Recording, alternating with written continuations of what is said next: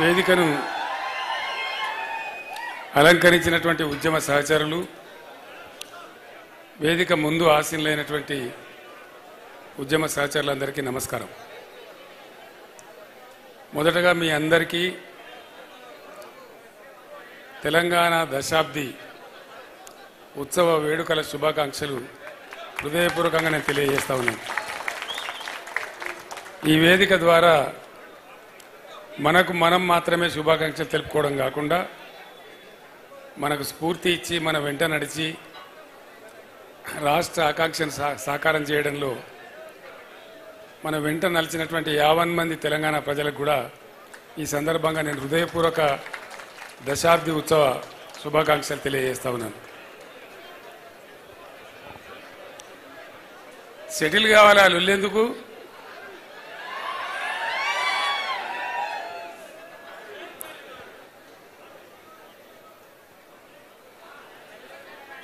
కొన్ని క్షణాలు చాలా గొప్పగా ఉంటాయి. జీవితంలో ఎవరికైనా కొన్ని బాధ పెట్టేవిగా ఉంటాయి. ఇది ఒక గొప్ప ఉద్విగ్నమైనటువంటి క్షణం. ఈరోజు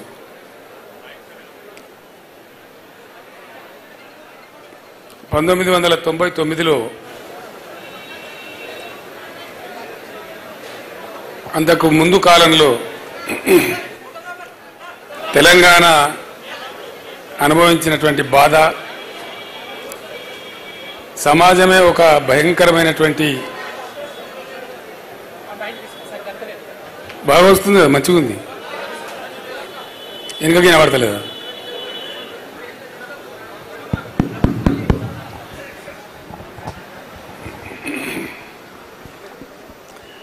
ఊహించుకుంటేనే కొంచెం ఇప్పుడు కూడా దుఃఖం వచ్చేటువంటి పరిస్థితి.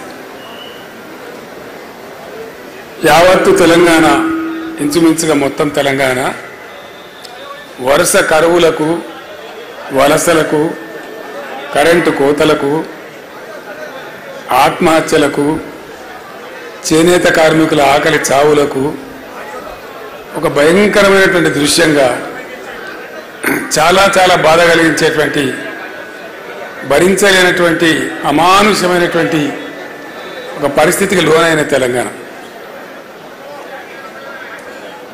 నేను కూడా ఆ రోజు అధికార పదవులలో ఉన్నా,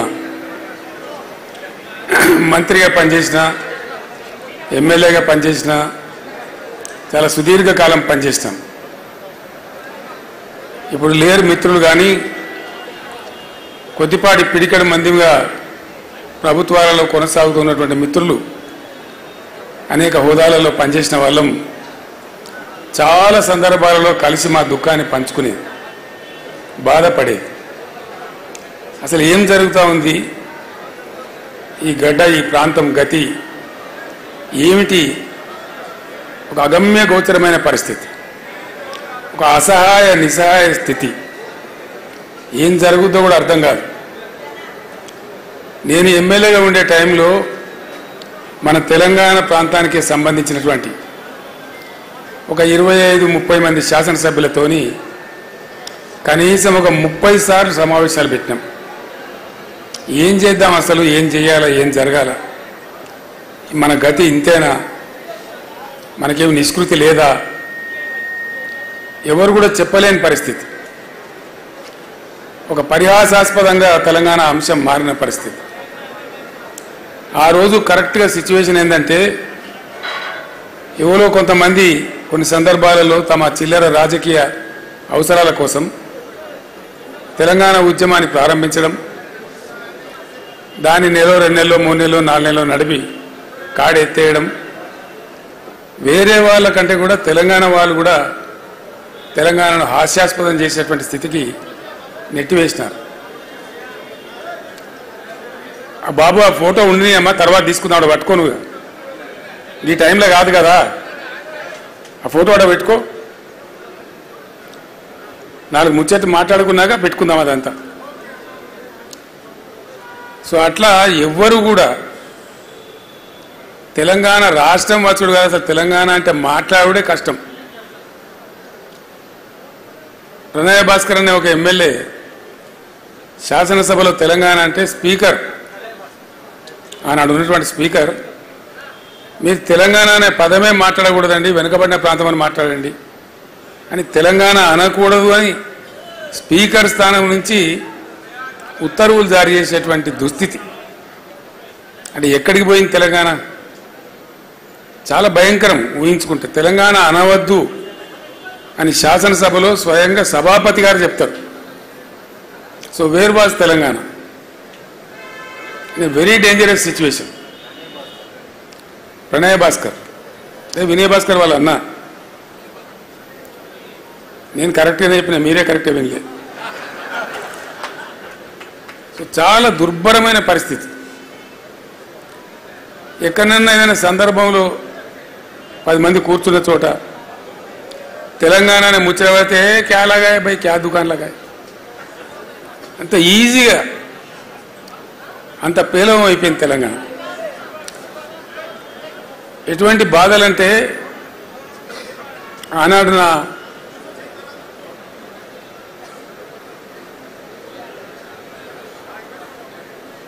అడ్వైజర్గా, సహచరునిగా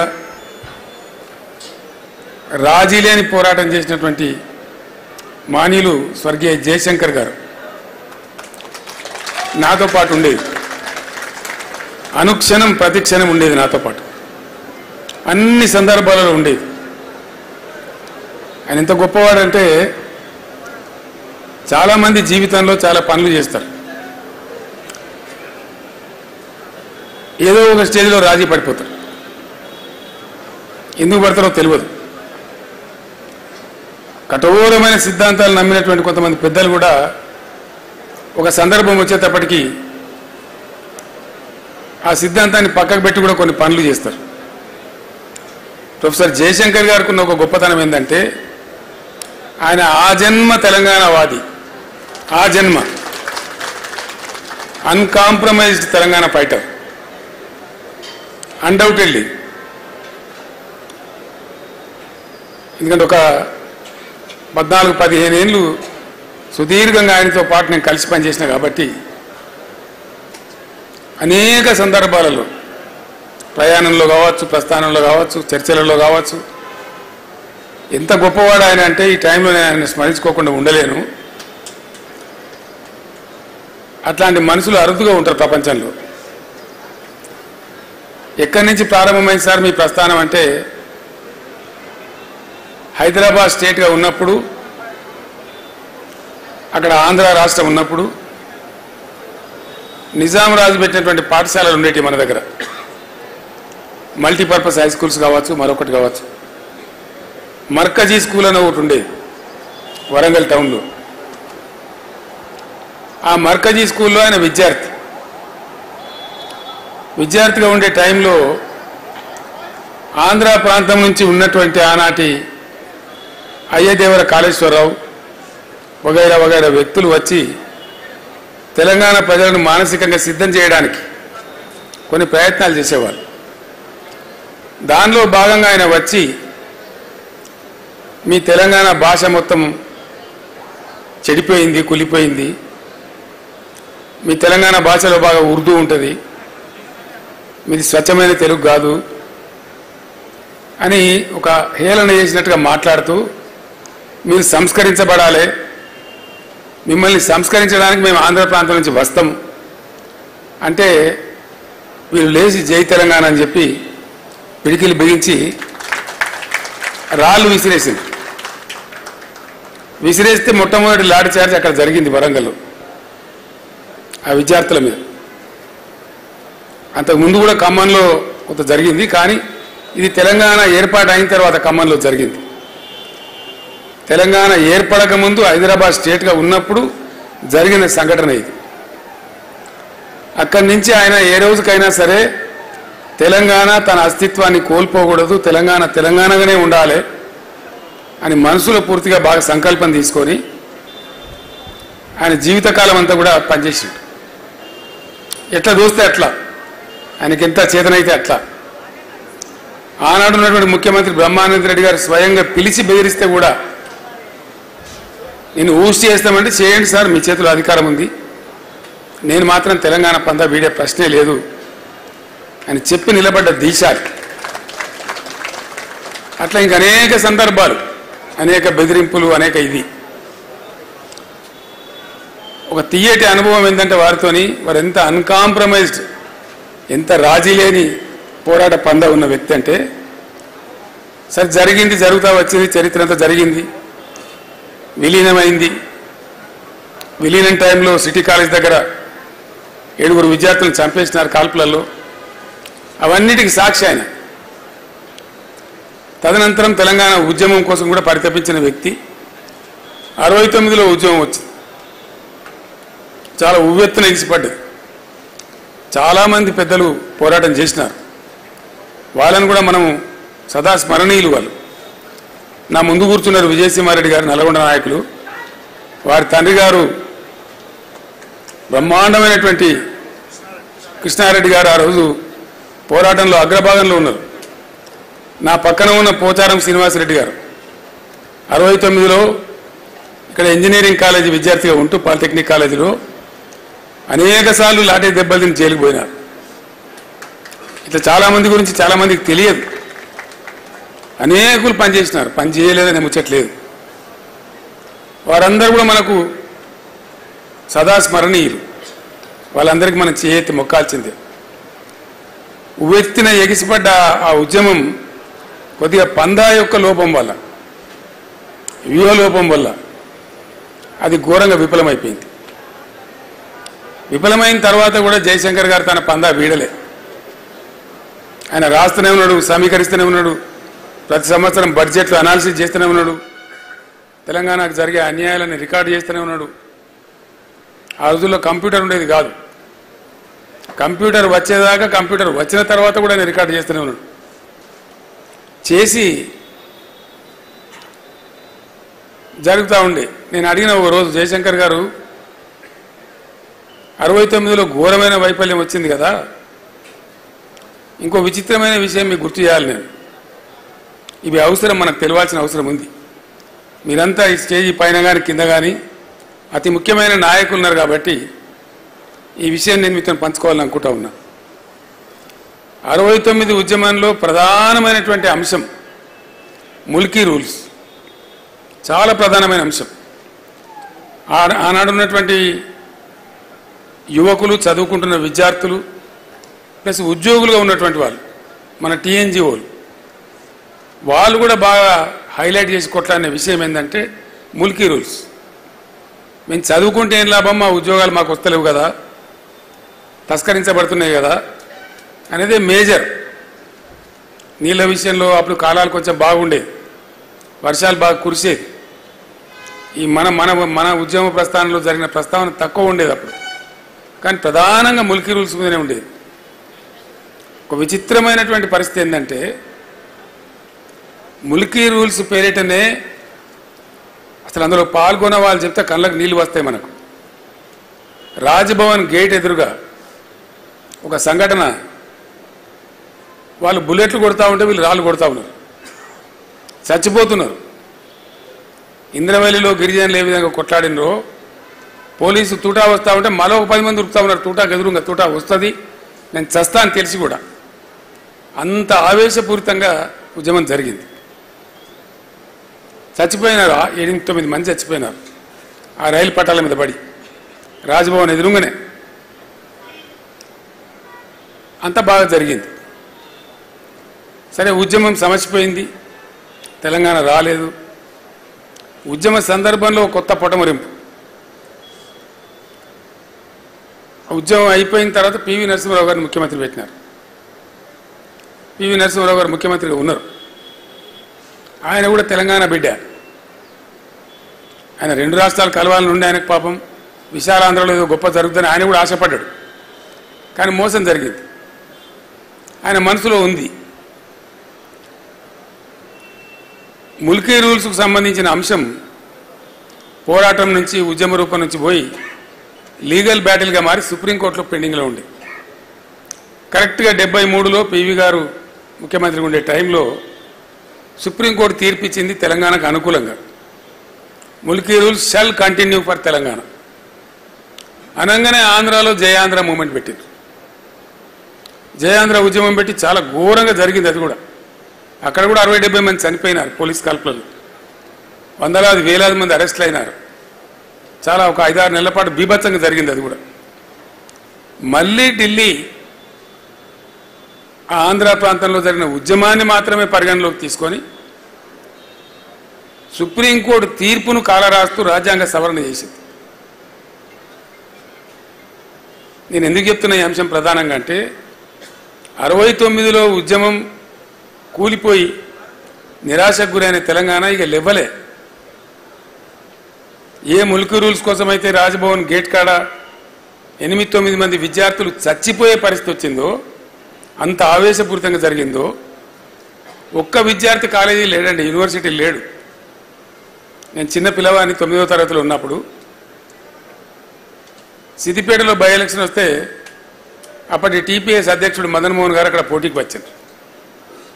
డాక్టర్ చెన్నారెడ్డి గారు తదితరులతో వచ్చి మా ఇంట్లోనే క్యాంప్ ఉన్నారు వాళ్ళు. మేమంతా వాళ్ళకు భోజనాలు పెట్టేది.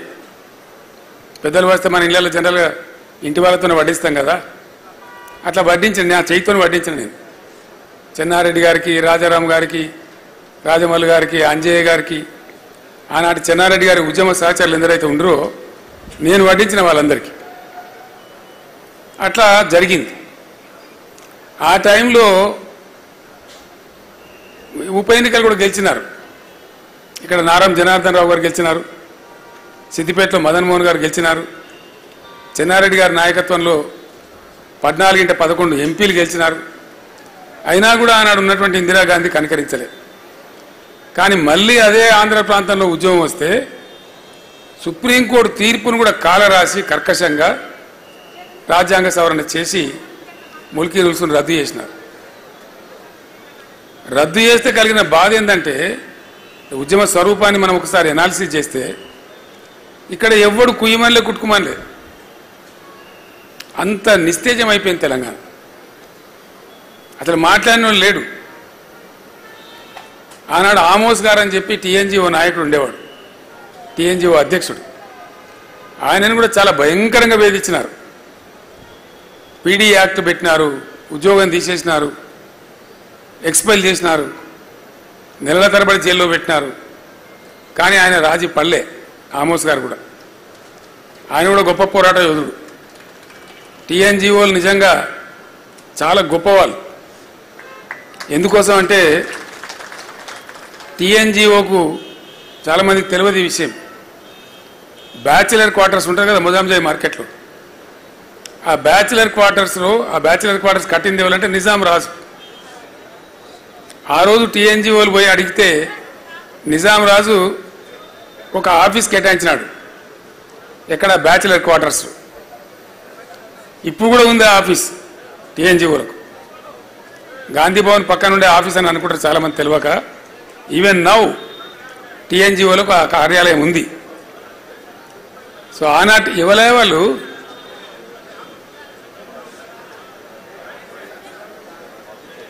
సబ్జెక్ట్ పట్టలేని వాళ్ళు వాళ్ళని పంపిస్తే మంచిది. అక్కడికి ఆ టీఎన్జీఓ కార్యాలయం ఇప్పుడు కూడా ఉంది. తమాష ఏంటంటే ఆంధ్రప్రదేశ్ ఏర్పడి 58 సంవత్సరాలు ఆంధ్రప్రదేశ్గా కొనసాగినా టీఎన్జీఓలు మాత్రం వాళ్ళ ట్యాగ్ తీసేసుకోలేదు. ఎంతమంది ముఖ్యమంత్రులు గివ్ ఏ బిగ్ హ్యాండ్, ఎంతమంది ముఖ్యమంత్రులు ఉన్నారు కదా. స్వామిగౌడ్ గారా వారు టీఎన్జీఓ అధ్యక్షులుగా పనిచేసిన ఉద్యమంలో ఉరువు తొలగించారు. దేవి ప్రసాద్ గారు ఉన్నారు. వాళ్ళు ఎన్నడూ కూడా ఆ టీఎన్జీఓ ట్యాగ్ తీసేయలే. ఒకటే స్టేట్ కదనా, ఎందుకయ్యా మళ్ళీ తెలంగాణ పేరు మీద ఉద్యోగ సంఘం అంటే మేము తెలంగాణ ఉద్యోగ సంఘం అయినా ఉంటాం, మంచి అయినా సరే చెడ్డ అయినా సరే అని ఉన్నటువంటి ఒక గొప్ప సంఘం టీఎన్జీఓ సంఘం. కొద్దిమంది అంటే జయశంకర్ లాంటి వాళ్ళు, టీఎన్జీఓ లాంటి వాళ్ళు అక్కడోళ్ళు తమ పట్టు మీద ఉన్నారు. మనసులో ఉన్న భావాన్ని అట్లా పెట్టుకొని ఉన్నారు. దిక్కుమొక్క లేకపోయినా ఉన్నారు. ఇట్లా ఉండే తెలంగాణ. నేను జయశంకర్ గారిని అడిగిన, సరే ఉద్యమం ఆరిపోయింది, ఎక్కడ లేకుండా అయిపోయిండు, ముల్కీ రూల్సే రద్దు చేస్తే మాట్లాడేవాళ్ళు లేకుండా పోయిండు, మరి మీరు ఏం చేశారు సార్ అని అడిగిన. ఏం లేదు, లెక్కలేసుకుంటూ కూర్చున్నా, ఎక్కడన్నా సుఖదగి పడేట్టు మీటింగ్ పిలిస్తే పోదుంటి. అందులో భాగంగా మీ దుబ్బాక కూడా వచ్చినా అని చెప్పిండు ఆయన. మీ దుబ్బాక ప్రాంతమే కదా, అక్కడ కూడా వచ్చినా అని చెప్పిండు. ఎంతమంది వద్దరు మీ మీటింగ్లో కొని అడిగిన నేను. ఓ 15 మందో 10 మందో 20 మందో వచ్చేది. అక్కడికే మేము తృప్తి పడేది అన్నాడు. ఎందుకు ఆ ఉద్యమ ఆ సభలు ఎందుకు కొనసాగించారు అంటే ఆయన నికార్సైన తెలంగాణ వాది కాబట్టి నాతో ఒక మాట చెప్పిండు. ఏనాటికన్నా ఓ కేసీఆర్ లాంటి ఒకడు రాకపోతాడా తెలంగాణకు?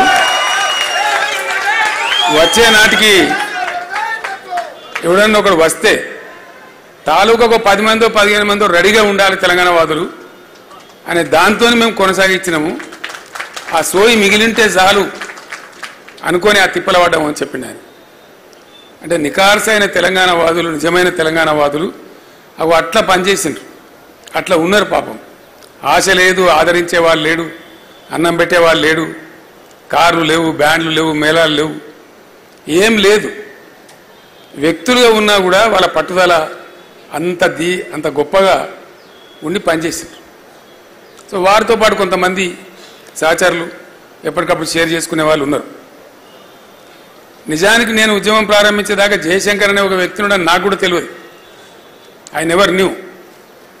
ఎంత కూరుకపోయింది పాతాళ లోకంలో అంటే చాలా దారుణంగా. అసలు మనోళ్ళే మొత్తం హైదరాబాద్లో బతుకమ్మ పండుగ ఆడితే మోటు ఆడే పరిస్థితి లేదు.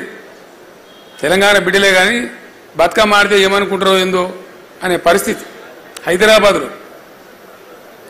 మనోళ్ళంతా ఆనగకాయ బంద్ చేసి సొరకాయని మొదలుపెట్టారు, పుంటికూర బంద్ చేసి గోంగూరను మొదలుపెట్టారు.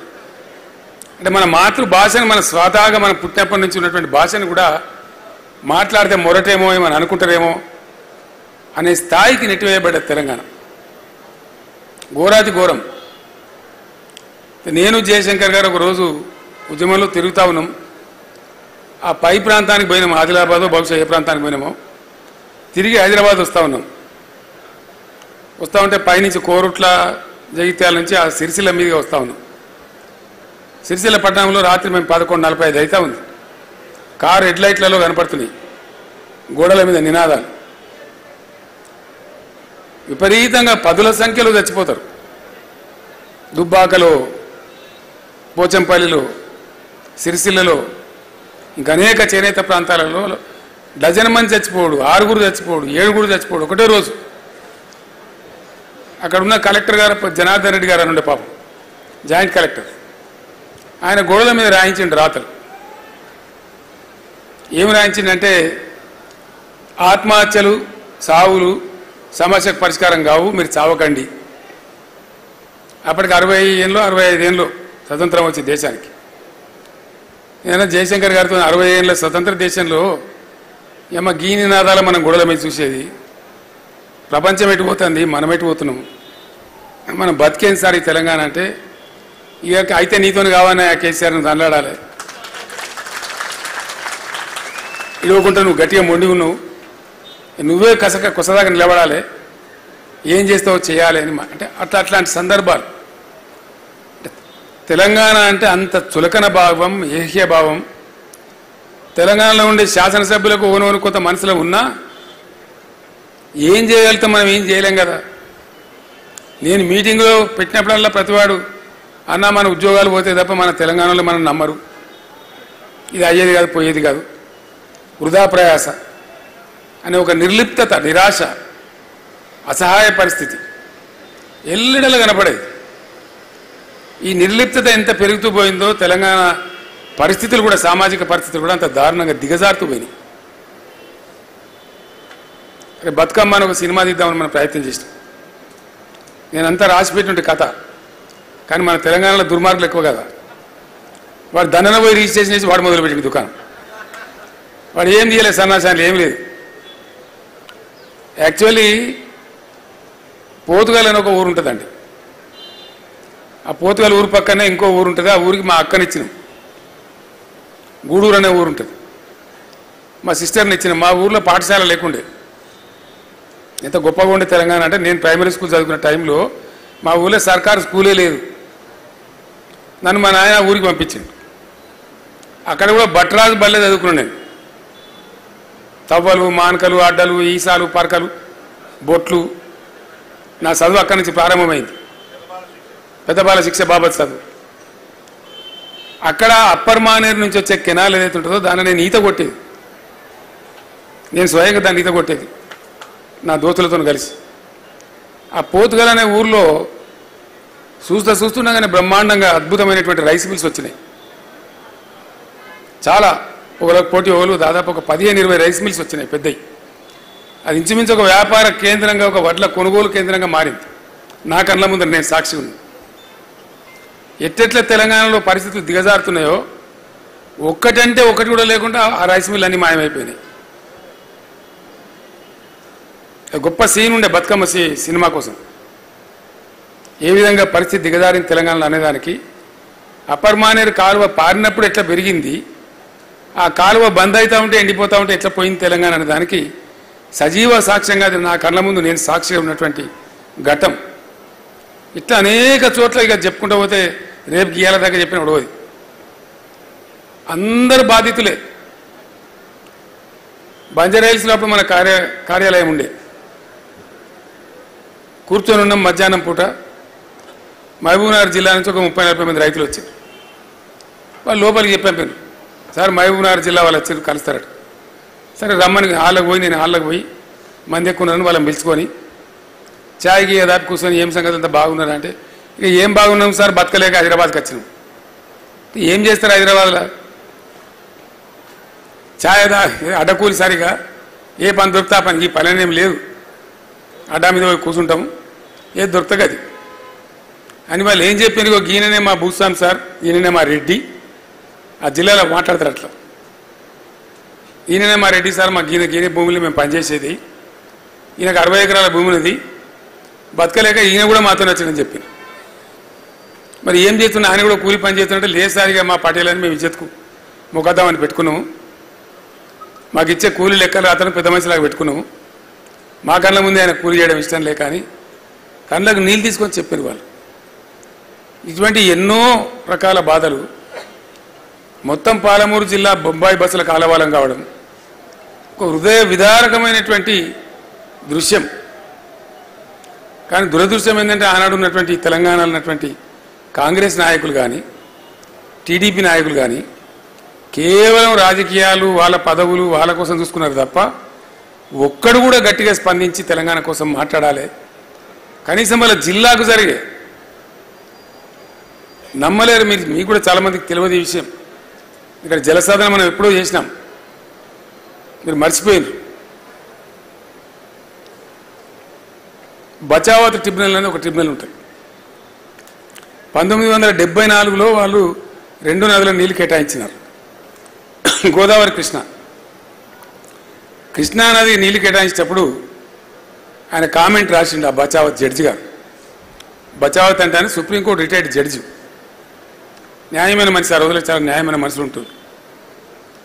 ఆయన ఏం రాసిందంటే, ఈ తెలంగాణ ప్రాంతం ఇంకో రాష్ట్రంలో కలవకపోతే బాగా అభివృద్ధి చెందేది, కనీసం మీ ప్రాంతానికి నీళ్ళు ఇవ్వమని వాడు దరఖాస్తు పెట్టాడు కూడా దిక్కులేడా, అడిగేటోడే లేడు అని మేము చూడలేక మాకు చూడబుద్ధి అయితే లేదు. ఈ పరిస్థితి చూస్తుంటే బాధ అవుతున్నది.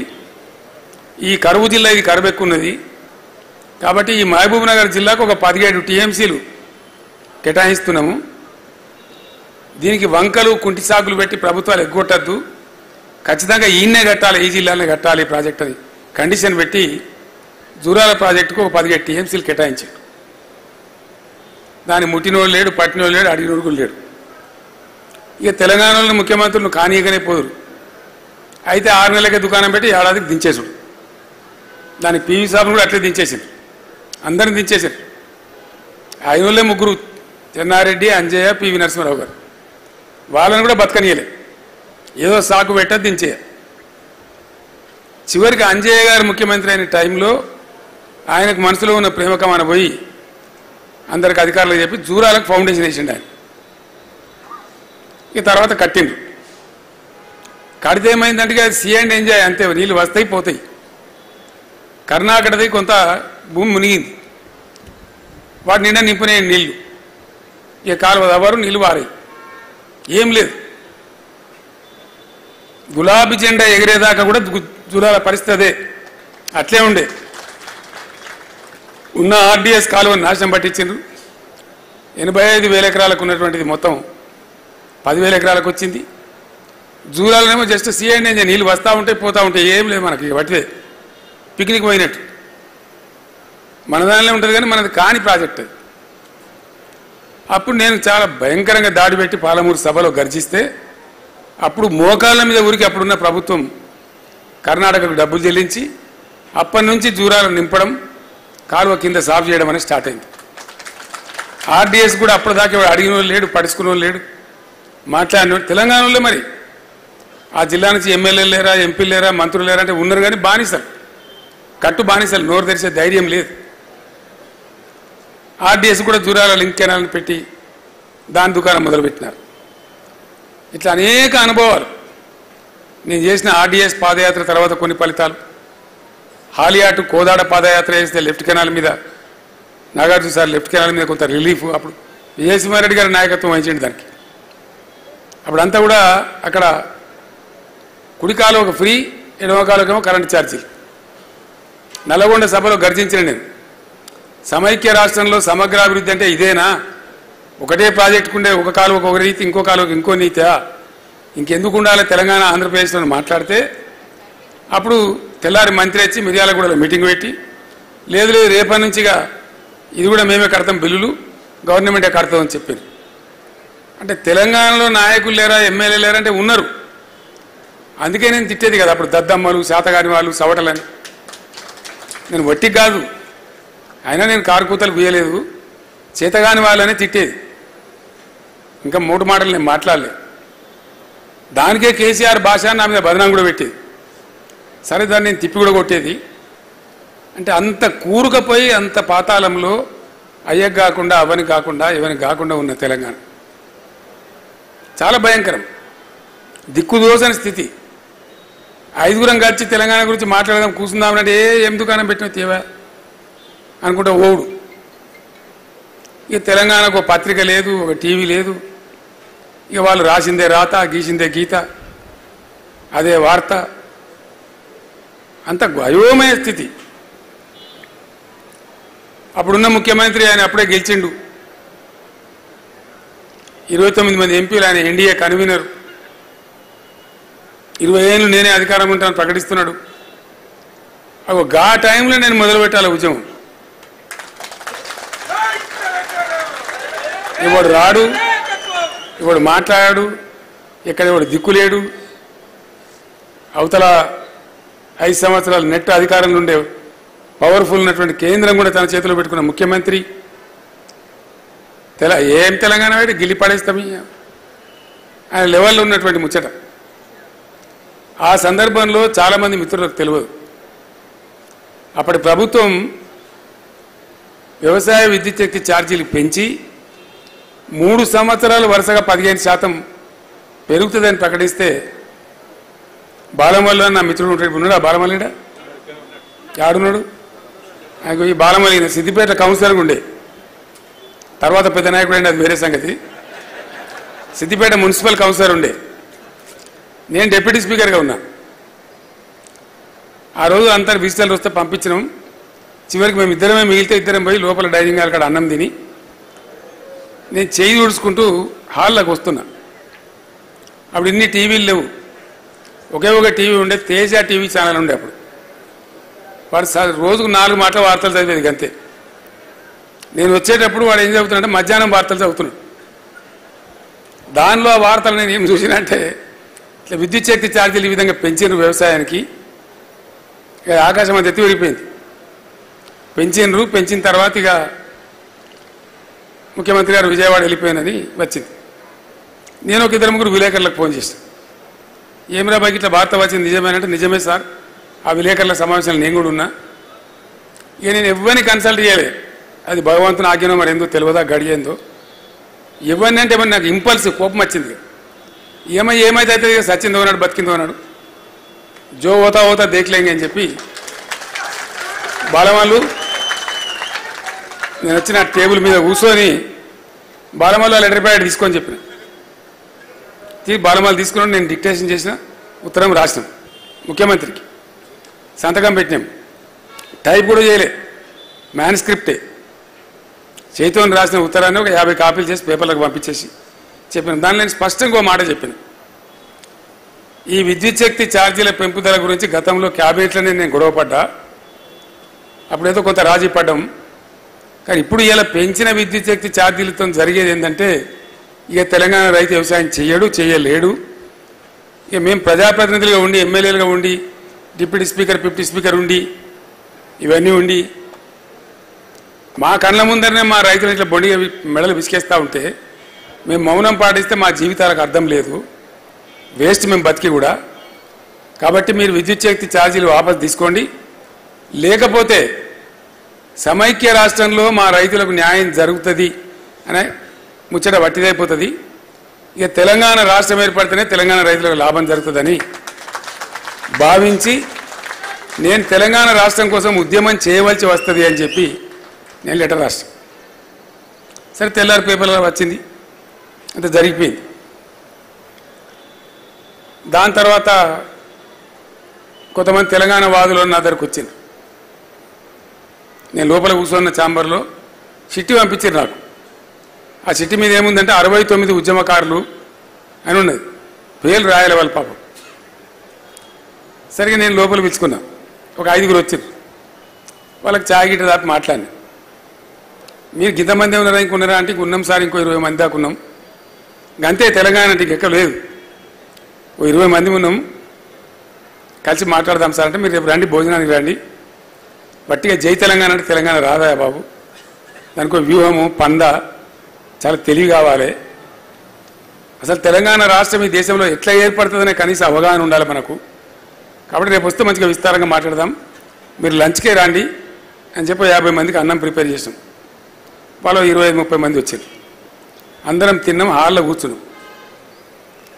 కూర్చున్న తర్వాత మాట్లాడు, సార్ మీరు రావాలి, ముందుకు రావాలి, ఉద్యమం మొదలు పెట్టాలి సార్ అని అడిగిన. ఉద్యమం దేనికోసం, ఏంది అసలు ఉద్యమం అంటే ఏంది, నాకు ఒక క్వశ్చన్ మీరు ఆన్సర్ చెప్పాలని అడిగిన. ఏంది ఇది, స్ట్రీట్ ఫైటా స్టేట్ ఫైటా, రాష్ట్రం కోసం పోరాటమా లేకపోతే వీధిలో పోరాటమా, ఇది తెలుసాలి మీరు. స్ట్రీట్ ఫైట్ అయితే నేను ఎందుకు, నాకు అర్థం కాదు. ఓ 10 మంది కాలేజీ పోరాగాలు 20 రాళ్ళు అయితే అయిపోయాయి, 4 బస్సులు వాళ్ళు కొడితే పోలీసు వాడు రానే వచ్చి పట్టుకనిపోయి ఇక లొల్లి స్టార్ట్ అయిపోయాయి, అంతే కదా. దానికోసం అయితే నేను అవసరం లేదు, స్టేట్ కోసం ఫైట్ అయితే నేను అవసరం ఉంటా. మరి ఏం చేద్దాము అని అడిగినాను. మొట్టమొదటి ప్రశ్నే అది. యూఎన్ లేకుండా, పందా లేకుండానే కదా 69లో విఫలమైనాం. 69లో తక్కువ బస్సులు కాలబెట్టినామా, తక్కువ రైళ్ళు ఆపినామా, తక్కువ మందిని చచ్చిపోయినామా, తక్కువ ఉద్యమం చేసినామా? చాలా గొప్ప ఉద్యమం అది కూడా. కానీ కొద్దిగా ఆ వ్యూహం లేకుండా పోవడం వల్ల దీర్ఘకాలికంగా నిలబడలేకపోయింది, తొందరగానే అయితే అవుట్ అయిపోయింది. మనం అట్లా కాదు, మొదలు పెట్టినామంటే అయితే మనం జావాలి, లేకపోతే తెలంగాణ రావాలి. కానీ ఎట్టి పరిస్థితులు ఆపద్దు, నడమల మనం చచ్చిపోతాం. ఢిల్లీలో కూడా అడిగితే చెప్పిన నేను, ఒక కాంగ్రెస్ వాడు అడుగుతుండే, నువ్వు ఎక్కువ గడబడి చేస్తావు ఏంది కేసీఆర్ అంటే, నేను చెప్పిన అరే కేసీఆర్ పోతే ఇంకో పీసీఆర్ రెడీగా ఉన్నారు నడపడానికి. ఇలా ఉద్యమ స్థాయి ఆడికి లేచింది, నీకు అర్థమైతే లేదు మీకు. మీరు గోల్ దింపుతాం అనుకుంటున్నా, దింపలేరు, మీరు నన్ను ఖతం చేసినా దింపలేరు అని చెప్పిన. వాడు నన్ను అడిగిండు, హూ ఇస్ దట్ పీసీఆర్ అని.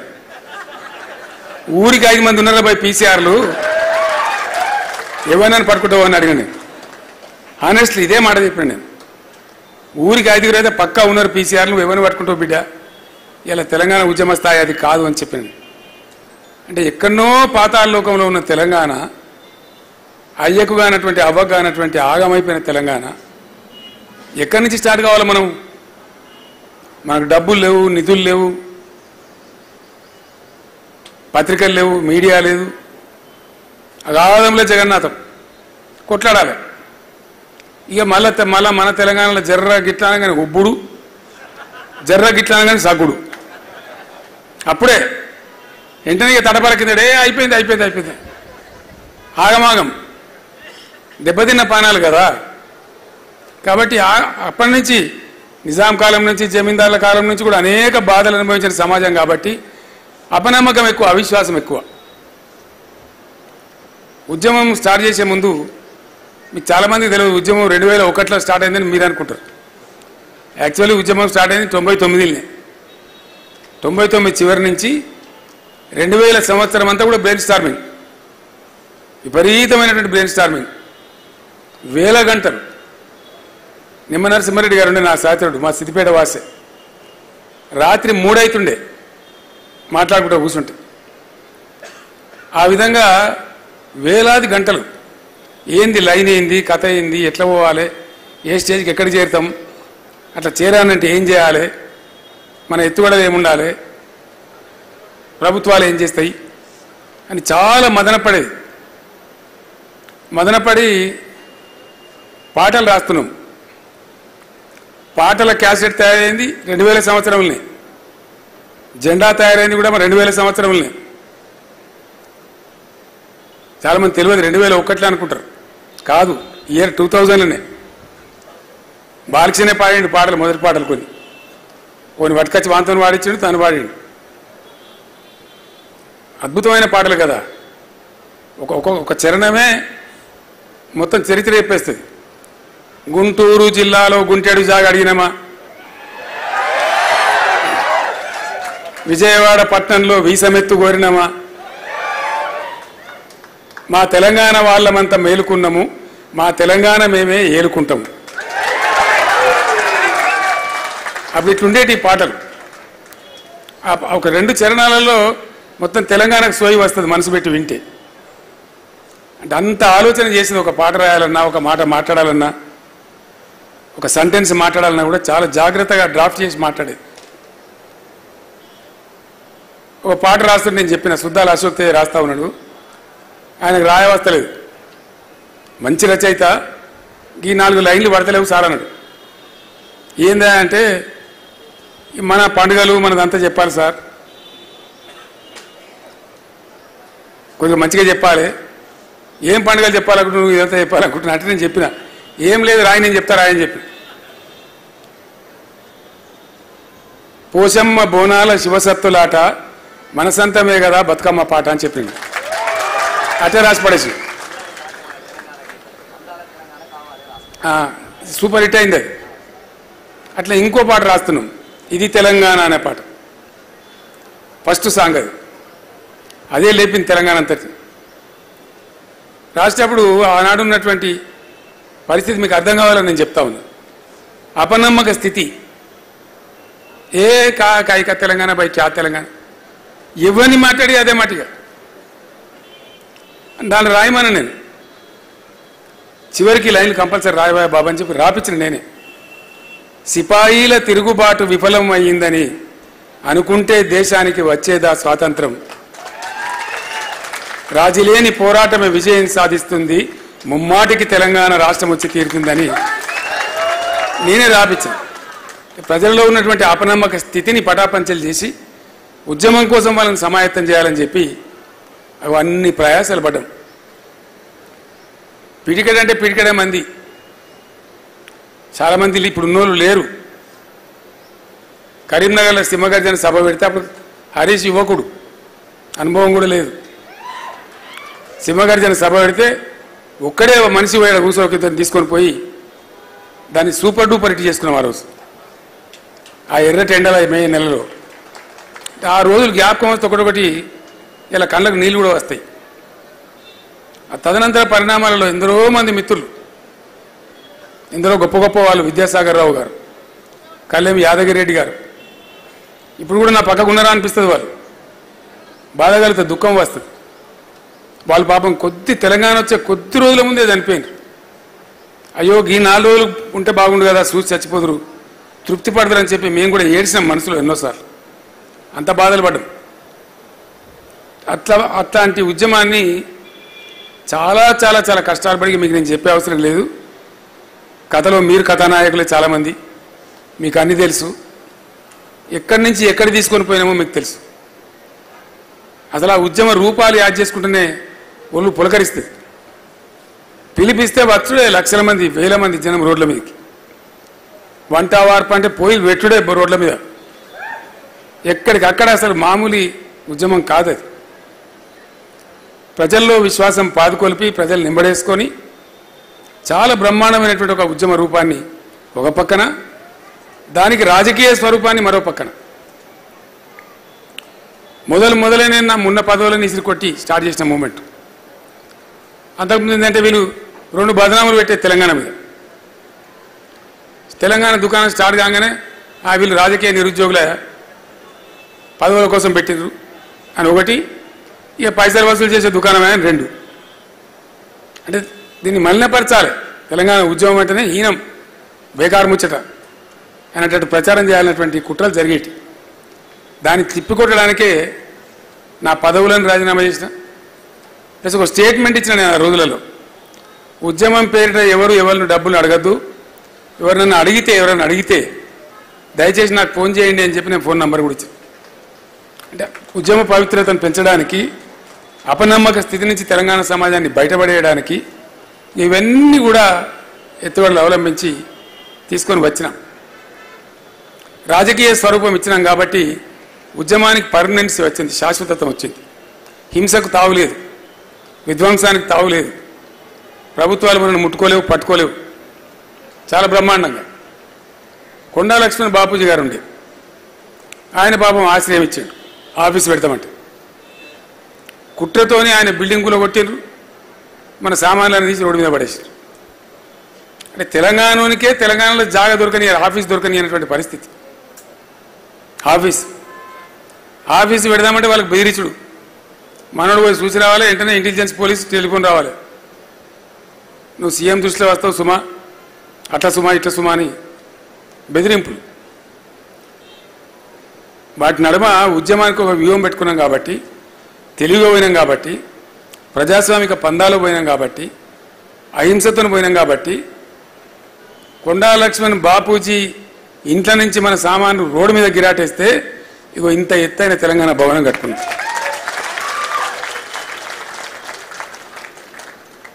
ఆ నైపుణ్యంతో మలుచుకుంటూ వచ్చినాం కాబట్టి, లేకపోతే పాసిబుల్ అయ్యేది కాదు. ఉద్యమానికి పర్మనెన్సీ వచ్చేది కాదు, ఎప్పుడో ఎగిరిపోయేది. సో అట్లా అనేక ఆటుపోట్లను, అనేక విషయాలను ఎప్పటికప్పుడు తర్కించుకొని, చర్చించుకొని, మాట్లాడుకొని దాన్ని అంతా కూడా తీసుకొని వచ్చినాం. అనేక పర్యాయాలు రాజీనామా చేసినాం. జయాలు వచ్చినాయి, అపజయాలు వచ్చినాయి. జయం వచ్చినాడు పొంగిపోలేదు, అపజయం వస్తే కుంగిపోలేదు. సరే, దాన్ని మలుచుకుంటూ పోయినాం. చివరికి చాలా చాలా చాలా ప్రయాసపడి రాష్ట్రాన్ని సాధించుకున్నాం. ఆ సాధించుకొని రాష్ట్రం అపాయింటెడ్ డే వచ్చిన రోజే ఈ రోజు, ఈ June 2. ఇట్లా తెలంగాణ రాష్ట్రం వస్తుంది, 10 సంవత్సరాలు నిండుతాయి, దశాబ్ది ఉత్సవాలు కూడా జరుపుతారు అని ఎవడు కూడా అన్నాడు. కళ కూడా లేదు కనీసం. There was no dream even, none. అట్లా ఉన్న తెలంగాణ 15 సంవత్సరాల సుదీర్ఘ పోరాటం. మీరందరూ మార్చుకోవాలి, ఇక 14 ఏళ్ళు 13 ఏళ్ళు కాదు, 99 నుంచి 2004 దాకా 15 ఏళ్ళు పక్క ఉద్యమం, తర్వాత 10 ఏళ్ళ పరిపాలన, 25 సంవత్సరాల సుదీర్ఘ ప్రస్థానం ఈ గులాబీ జెండాది.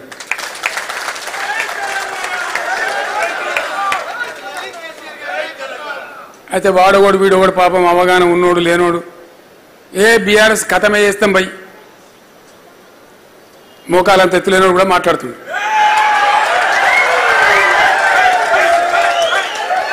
అట్లా కథమవుతుందా?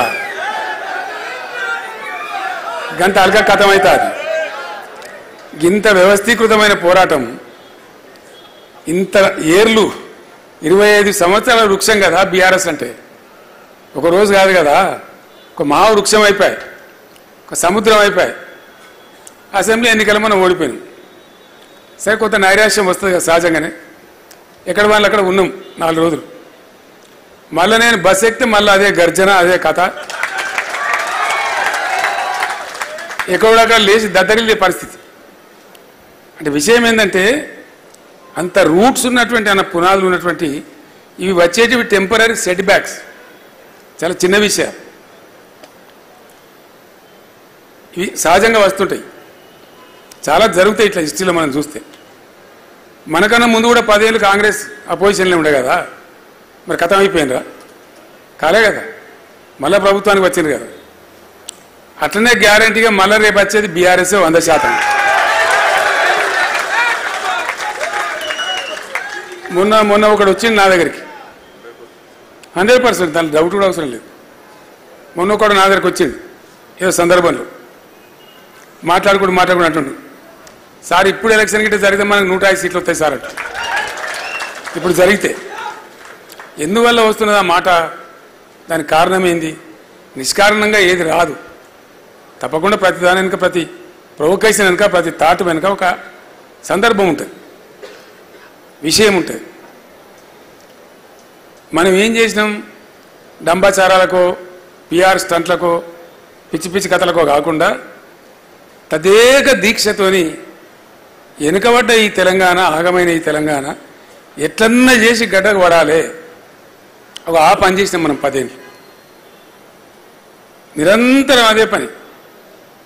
నీళ్ళ ప్రాజెక్టులు కావచ్చు, మంచినీళ్ళు కావచ్చు, కరెంటు కావచ్చు, పేదల సంక్షేమం కావచ్చు, అన్ని సామాజిక వర్గాల యొక్క మంచి పనులు కావచ్చు, చాలా అద్భుతంగా చేసినాం మనం. దాని ఫలితాలు వచ్చినాయి. రైతు బంధు ఇస్తేదో వాటికి పిచ్చోళ్ళ లెక్క ఓట్ల కోసం ఇయ్యలే, ఒక అవగాహనతోని వ్యవసాయ స్థిరీకరణ కోసం ఇచ్చినాం. దాంతో 18.32 తెలంగాణ జిఎస్డిపిలో 18.32 అగ్రికల్చర్ సెక్టర్ నుంచి వస్తూ ఉండే. చేప పిల్లలు పంపిణీ చేస్తుంటే కాంగ్రెస్ వాళ్ళని అపహాస్యం చేసిన అసెంబ్లీలో. కానీ 30,000 కోట్ల రూపాయల చేప పిల్లలు అమ్ముకున్నారు మనోళ్ళు. గొర్రె పిల్లలు పంపిణీ చేస్తూ ఉంటే కూడా అపహాస్యం చేసిండ్రు. ఎక్కడో అడుగు భాగంలో ఉన్న తెలంగాణ షీప్ క్యాటిల్లో దేశంలో నెంబర్ 1 స్థానానికి పోయినాం మనం.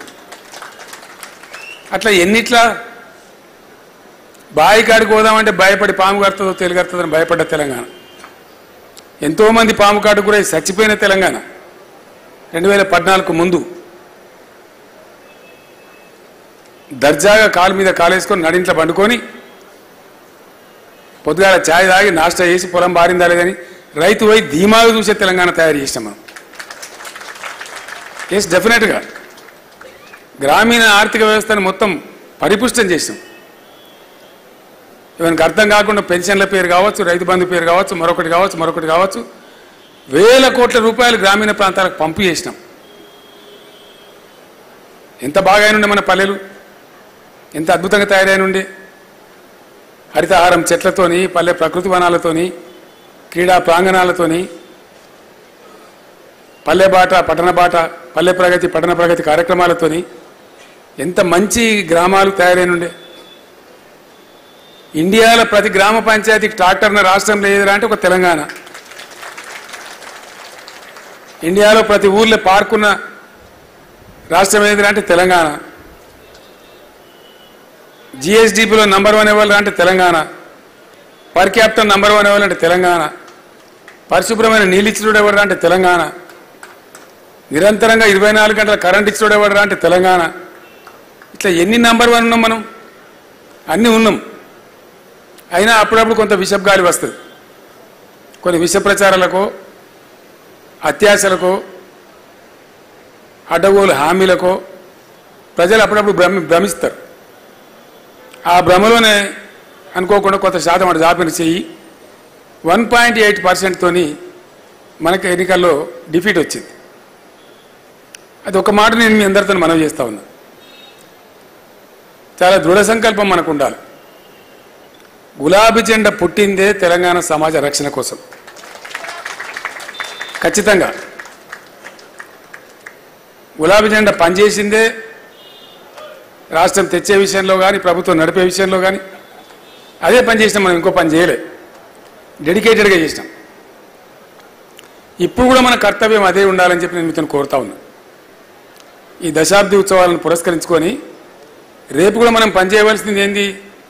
రాజకీయం అంటే, పాలిటిక్స్ అంటే మేము అధికారంలో ఉంటేనే పాలిటిక్స్ అనేది తప్పు. రాజకీయం ఒక నిరంతర ప్రవాహం. ప్రజలు ఏ పాత్ర ఇస్తే ఆ పాత్రలో పనిచేయాల్సిందే.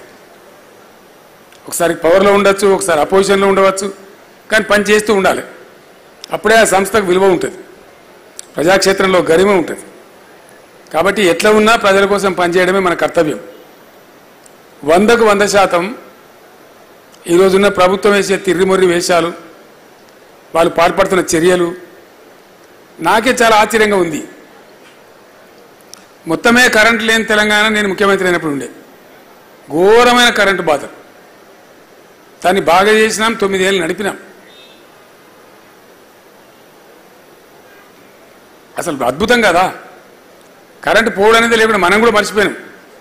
జనరేటరు, ఇన్వర్టరు, కన్వర్టర్లు అని మాయమైపోయినాయి.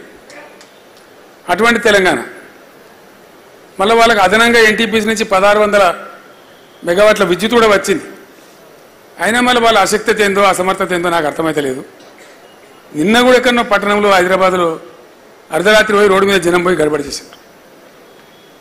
ఏదో సిటీలో ఏదో భాగంలో ఊళ్ళు కాదు, నేను హైదరాబాద్ సిటీలో కూడా బాచ్పల్లి ఘోరంగా ఫోటోలు వస్తూ ఉన్నాయి, వార్తలు వస్తూ ఉన్నాయి టీవీలలో. వాళ్ళు ఏదో ఉల్టా మాట్లాడుతున్నారు. మన ముఖ్యమంత్రి అంటే హరీష్ రావు పోయి లైన్ మీద పనిచేయిస్తాడు. ఇప్పుడు హరీష్ రావు ముఖ్యమంత్రి, రేవంత్ రెడ్డి ముఖ్యమంత్రి రాష్ట్రానికి? ఎవడు ముఖ్యమంత్రి? ఒక ముఖ్యమంత్రి స్థాయిలో వ్యక్తికి అట్లా మాట్లాడచ్చునా? అంతే, అంత పేలవమైన మాటలు. లక్ష్మయ్య గారు నా కోపానికి వచ్చి స్టేట్మెంట్లు అన్నారు, అతను నీకు పనిచేసి శాతం అవుతుందా అని. ఎందుకంటే ఇంత అద్భుతమైనటువంటి పథకాలు కొన్ని, అంత బాగా వచ్చిన కరెంటు ఎట్లా ఫెయిల్ అవుతుంది అసమర్థత కాకపోతే? మిషన్ భగీరథ మొత్తం యుఎన్ఓ కాడికెళ్ళి మెచ్చుకున్న పథకం. ప్రతి ఇంట్లో నల్లా పెట్టి పట్టణ ప్రాంతాలలో రూపాయికి కనెక్షన్ ఇచ్చి చాలా చాలా గొప్పగా జరిగిన కార్యక్రమం, ప్రజల అనుభవంలో ఉన్న కార్యక్రమం. అది ఎట్లా కింది మీద అవుతుంది నాకు అర్థం కాదు. తెలివి తక్కువతనం కాకపోతే దీన్ని అంతా ఏమనుకుంటారు ప్రజలు? రైతు బంధు గదెట్లా బంద్ అవుతుంది? ఎందుకు ఆగం చేసుడు వాళ్ళని? దానికి ఆంక్షలు పెడతాం, కొంక్షలు పెడతాం. మీరు 10,000 ఇస్తే 15 ఇస్తామని వాగ్దానం చేయడం, తర్వాత దాన్ని భంగం చేయడం, పాత 5,000 కూడా ఇవ్వకపోవడం. ఏమనిపిస్తుంది ప్రజలలో?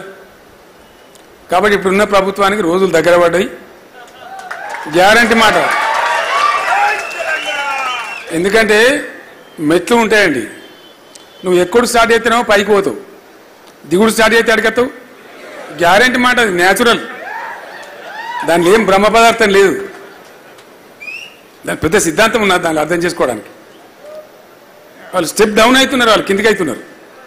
అన్నిట్లో విఫలమే. కరెంటు రాదు, రైతు బంధు రాదు, మంచినీళ్ళు రావు, సాగునీళ్ళు రావు, పెన్షన్లు ఎగ్గొడతారు. 2 ఇస్తే 4 ఇస్తామని అర్రాసు పడలేక వాడి ముసలోళ్ళు నాగం పట్టించి ఆ 2 కూడా ఇయ్యక ఆయనతో జనవరి నెలలో ఒక నెల ఈత కొట్టింది. అప్పుడు ఏమొస్తుంది జనంలో? ఏం అభిప్రాయం వస్తుంది? సహజంగానే ఆ ప్లేస్లో మనం ఉంటే కూడా ఏమనుకుంటాం? ఇంత దోకానా అనుకుంటాం, అంతే కదా. సో ఇవన్నీ పరంపర జరుగుతూ ఉన్నాయి. నిన్న ఇంకోటి ఏంటంటే, ఇప్పుడు ఆ రైతులు నిరంతరంగా ఉండ్రి 9 ఏళ్ళు పాపం.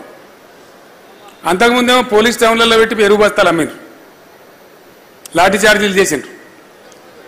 మనం వచ్చిన తర్వాత 60 కష్టం పడి ఆ బాధ తీసేసినాం. ఎప్పుడు పడితే అప్పుడు ఏ రైతు ఎప్పుడు పడితే అప్పుడు పోయి ఇష్టం కొనుక్కోవచ్చు, పోవచ్చు, అసలు ఆ పరిశానం లేకుండే. మళ్ళీ ఇప్పుడు పాస్ పుస్తకాలు అవి ఆధార్ కార్డులు, మన్ను కార్డులు అన్నీ చెప్పులు లైన్లో పెడుతుండ్రు. చెప్పులు లైన్లో పెడుతుండ్రు కాబట్టి మీరే పెట్టుతూనే ఉంటారు. ఇత్తనాలు కుళ్ళద్దరితో కూడా అడ్డుపోతారు కానీ గిట్ట తడవడన్నా? మనం దండం పెడితే కూడా చెప్పులు పెడతాడా? అంటే గింత చిలిపిగా, గింత చిల్లరగా ఏదో ఇట్లా తీసి ఇట్లా మీరు అన్నారు కాబట్టి మీ మీదకి మళ్ళీ తిరిగి ఇస్తామన్నట్టుగా ఒక చీప్ పాలిటిక్స్తో మాట్లాడుతున్నారు తప్ప నిజంగా బాధ నివారించాలి, అట్లా జరగకుండా చూడాలి అనే సోయి తప్పిన ప్రభుత్వం ఉంది ఇప్పుడు. ప్రతిదాన్ని ఒక చిల్లర రాజకీయం కింద చూడు. అద్భుతమైన కార్యక్రమం తెచ్చిన మనం దళిత బంధు, దాన్ని నిలిపేసిండ్రు. మీరు 10 లక్షలు ఇస్తే మేము 12 లక్షలు ఇస్తామన్నారు. ఇలా దాని ఆతా లేదు, పతా లేదు, అడిగిన లేడు, పడుచుకున్న లేడు అని ప్రతి వాళ్ళ అందరి కోపం వస్తున్న కారణం ఏంటంటే ఒకళ్ళు కాదు, యావత్తు తెలంగాణ సమాజానికే మోసం. గీత కార్మికులు ఉండ్రి, మొత్తం బంద్ పెట్టిన రంగారెడ్డి జిల్లాలో అంతకుముందు ప్రభుత్వం కళ్ళు దుకాణాన్ని బంద్ పెట్టింది. ఉద్యమంలో నేను చెప్పిన తెలంగాణ వచ్చిన తెల్లారి మొత్తం తెరిపిస్తాను, బ్రహ్మాండంగా తెరిపించినాం. ఇక్కడ హైదరాబాద్ వాళ్ళకి కాదు, మన ఊళ్ళలో ఉండే గౌడ మిత్రులకు కూడా పని దొరికింది, బతికింది. మనం చెట్ల రకం మాఫ్ చేసినాం, కోట్లాదిగా ఈత తాటి వనాలు పెంచినాం. ఎందుకంటే ఒక వృత్తి ఆ కార్మికులు బతకాలని మనకు సోయి ఉండే కాబట్టి. ఇవాళ కళ్ళు డిపోల మీద దాడులు అంటే బతకనిస్తలేరు వాళ్ళని, ఎందుకో నాకు అర్థమవుతలేదు. భయంకరమైన దాడులు వాళ్ళ మీద. గీత కార్మికులంతా మొత్తుకుంటా ఉన్నాం. నాకు 4 పెద్ద మనుషులు కడితే చెప్తున్నారు, ఇదేం దౌర్జన్యం సార్ తీసారా, మీరు నోరు తెరవాలంటే తెరుస్తాం, ఎందుకోకుంటాం. మా నాయకులు లేరా, మా గౌడ నాయకులు లేరా, మొత్తం మాట్లాడతాం, అవసరమైతే యుద్ధం చేస్తామని చెప్పిన, మీ తెలుగు రాకుండా చేస్తామని చెప్పిన. జైల్లో పెట్టుడు, కేసులు పెట్టుడు, వాళ్ళేం దొంగ పని చేసేవాళ్ళు కాళ్ళు అమ్ముకొని బతారు, అంతకుమించి పెద్ద దొంగ పని చేసేవాళ్ళు కాదు. మళ్ళీ వాళ్ళు కోటీశ్వర్లు కాదు, స్మగ్లర్లు కాదు. ఉన్న చెట్లు దేవుడు ఇచ్చిన చెట్లను గీసుకొని ఊళ్ళో కళ్ళు అమ్ముకొని బతారు. నిజంగా కళ్ళు దాగి చచ్చిపోయేవాళ్ళు ఎందరండి? నేను ముఖ్యమంత్రి ఉన్నప్పుడు కూడా మాట్లాడితే నేను అడిగిన, ఒక హోటల్ ఉన్నది, వానికో 50 మంది గిరాకీ ఉన్నది పర్మనెంట్. ఆ గిరాకీ ఉండాలని కోరుకుంటాడా, పోవాలని కోరుకుంటాడా? వాడు వాళ్ళకి కలుస్తాం చేస్తాడా? సేమ్ కళ్ళు గీత కార్మికుడు కూడా అదే పని. కళ్ళు దుకాణమైన నా గిరాకీ నాకు రావాలని చూస్తాడా, ఓడిపో రావాలని చూస్తాడా? కాబట్టి తప్పురా బాబా, భావన తప్పు. ఆ గీత కార్మికుల మీద లేని బదనాం పెడుతున్నారు మీరు. వాళ్ళు బతకడం కోసం పనిచేస్తారు తప్ప, సమాజానికి అది పోసి బతారు తప్ప, ఎవరు రాకుండా చేసుకుని మందిని చంపి బతకాలని ఆలోచన వాళ్ళకెందుకు ఉంటుంది? ద వెరీ ఐడియా ఇది రాంగ్ అని చెప్పింది. అట్లా 10 సంవత్సరాలు మంచిగా ఉండ్రి, చెట్ల రకం తీసినాం, మంచిగా దర్జాగా ఉండ్రి ఉన్నగాడికి. వాళ్ళ మీద ఇప్పుడు దెబ్బ తాలుగానోడే లేడు. ఇప్పుడు గోల్ర స్కీమ్ బంధు. మా బాలరాజు యాదవ్ ఉన్నప్పుడు డామ్ డూమ్ అని మస్తు మాట్లాడింది, ఆయనతో బంద్ అయిపోయింది, ఖతమైపోయింది. ఇప్పుడు డిపాజిట్లు వాపసు ఇస్తాను. దళిత బంధు డబ్బులు మనం వేసినాయి, మన గవర్నమెంట్ వేసినా కూడా ఫ్రీజ్ చేసిండ్రు. వాళ్ళకి పడ్డ డబ్బులు కూడా వాపసు తెప్పించుకున్నారు. ఇక పల్లె ప్రగతి, పట్టణ ప్రగతి మొత్తం సర్వనాశనం అయిపోయింది. ట్రాక్టర్లకు జీతాలు లేవు, డీజిల్ లేదు. గ్రామాలు మళ్ళీ మురిక్కుపాలు అవుతున్నాయి, పట్టణాలు మురిక్కుపాలు అవుతున్నాయి. ఇంటిగ్రేటెడ్ మార్కెట్లు మంజూరు చేస్తే నిలిచిపోయినాయి. స్పెషల్ ఫండ్స్ నేను సీఎం ఉన్నప్పుడు మంజూరు చేస్తే అన్నీ రద్దు చేసినారు. ఇక దవాఖాన్ల పరిస్థితి మరీ దారుణం తయారైపోయింది. మనం కేసీఆర్ కిట్లు పెట్టిన తర్వాత ఆ దోపిడీ నుంచి విముక్తి అయి పేద ప్రజలంతా సర్కార్ దవాఖాన్లో లైన్ కట్టేది. మళ్ళీ ఇప్పుడు బంద్ వెనక పోతా ఉన్నారు. అంటే రివర్స్ అవుతా ఉంది. అదంతా కూడా ఈ పరిణామాలన్నీ ప్రతిరోజు తెలంగాణ సమాజంలో చర్చ జరుగుతున్నాయి, గ్యారంటీగా జరుగుతున్నాయి. మళ్ళీ ఇప్పుడు అంటున్నా, అయ్యో అన్నంలో మనం పోసుకున్నట్టు అయిపోయాయి, ఎంత పని అయిపోయాయి, అనవసరంగా కేసీఆర్ ఓడగొట్టుకుంటుంది, బీఆర్ఎస్ ఓడగొట్టుకుంటుంది అని ముచ్చట్లు బయలుదేరుతున్నాయి. జనరల్గా ఇంత తొందరగా బయలుదేరదు, ఇంత తొందరగా ఏది కూడా బయలుదేరదు. బయలుదేరిందంటే దాని అర్థమైంది, అనతి కాలంలోనే ఈ ప్రభుత్వం అప్రతిష్ట పాలవుతుంది, ప్రజాగ్రహానికి గురవుతుంది.